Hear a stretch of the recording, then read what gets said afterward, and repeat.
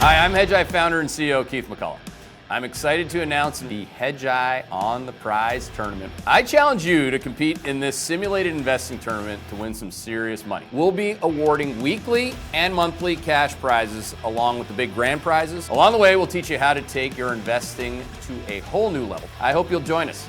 I'll be coaching you every step of the way.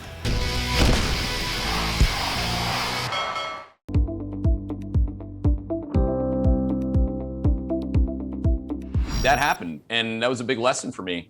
And what I went to work on immediately was improving my signal. I had the rate of change right. To put this in context, I started shorting the market in the summer aggressively in the summer of 2007. I don't need to outline how much money I would have made if I could have stayed there in November, because October was the top. I got fired on November the 2nd. So I'm net short the market, obviously, and all it did was go up. And then it went straight down in November, and obviously the rest is history. So I actually didn't get to capture the P&L of my quad outlook. So my quad outlook, Jonesy, was the economic cycle had peaked, much like Q4 of 2018, but it was Q4, of course, of 2007. And no, I didn't have to know about the financial crisis. The rest is history there, too. You can see everything that we said in real time throughout 2008. But the number one thing that I improved and I went to work on was the fractal math behind my signal. My signal got way better and continues to get better because I continue to evolve it. Modern computing power is a big driver of that. Learning is a huge component of that. So I didn't know shit about fractal math until I started actually applying it. I knew in theory what it was. Again, I'm thinking about complexity theory, chaos theory, string theory, anything that I've read. I read all these books. I read all these books. What did I actually learn? People are like, whoa, which one do I read so I don't have to read?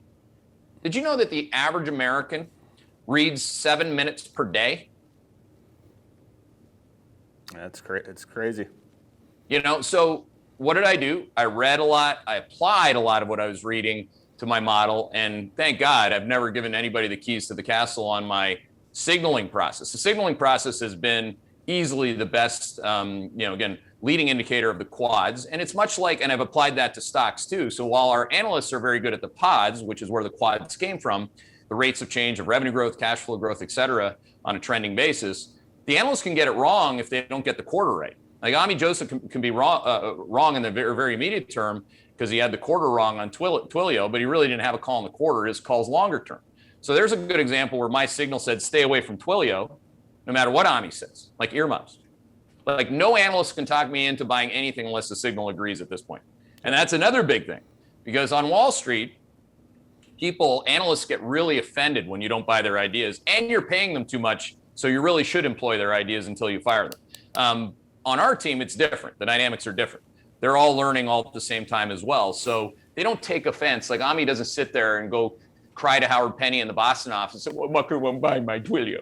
It's like, no, grow up, right? This is not, and I think we've all had to grow up, right, Jonesy? Yep. Obviously, you would still say that I'm rather immature and I have a lot of issues to deal with, but those are other issues. They aren't mathematical. Hey there, Hedgeye Nation, or if you're not part of Hedgeye Nation, thanks for watching Hedgeye on YouTube. If you haven't already, make sure to click on the button below there. Subscribe to our YouTube page. You can also follow the link in the description to our website to get even more great investing content.